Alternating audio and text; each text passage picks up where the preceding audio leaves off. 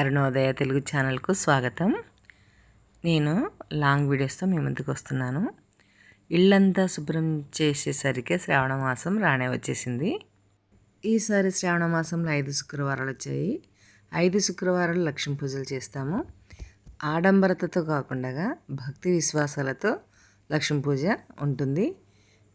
పూజలకు ఆడంబరాలు కాదు కదా. ఈ ఛానల్లో ఆధ్యాత్మిక విషయాలే ఎక్కువగా ఉంటాయి అనుకుంటున్నాను. ఎలాంటి వీడియోలు చేయాలన్నది ఇంకా ఆలోచిస్తున్నాను. వ్లాగ్స్ ఉంటాయా, లేదంటే ఆధ్యాత్మిక విషయాలు ఎక్కువగా ఉంటాయా అని చెప్పి చూడాలి. మీరంతా కూడా నా యొక్క ఛానల్ని సబ్స్క్రైబ్ చేసుకొని ఛానల్ని చూస్తూ సపోర్ట్ చేస్తారని కోరుతున్నాను. ఇంతవరకు ఎక్కువగా షార్ట్స్ చేశాను. ఈ ఛానల్కు 55,000 మంది సబ్స్క్రైబర్స్ ఉన్నారు. కాబట్టి ఛానల్ని వదలలేకపోతున్నాను.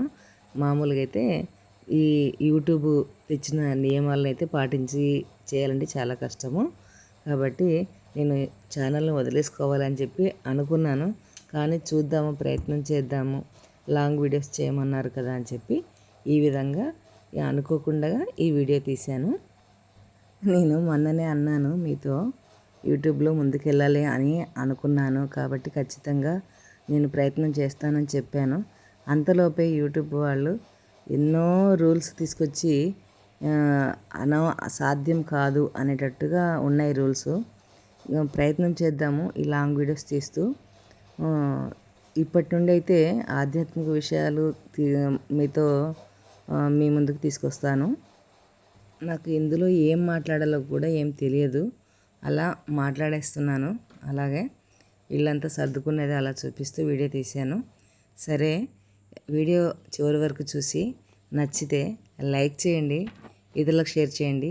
ఇవి ఉన్నాయి కదా, ఇవేమంటే లక్ష్మీదేవికి అలంకారం కోసం కట్టే దుస్తులు అన్నమాట.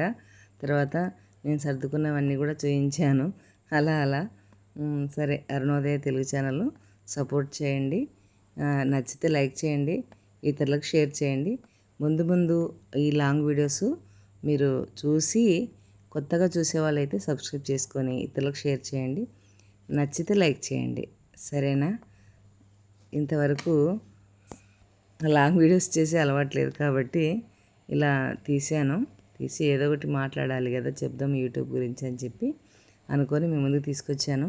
సరే, ముందు ఎలాంటి వీడియోస్తో మీ ముందుకు వస్తానో మళ్ళీ వేచి నాతో పాటు మీరు కూడా వేచి చూడండి. సరే, వీడియోను చివరి వరకు చూసినందుకు అందరికీ ధన్యవాదాలు.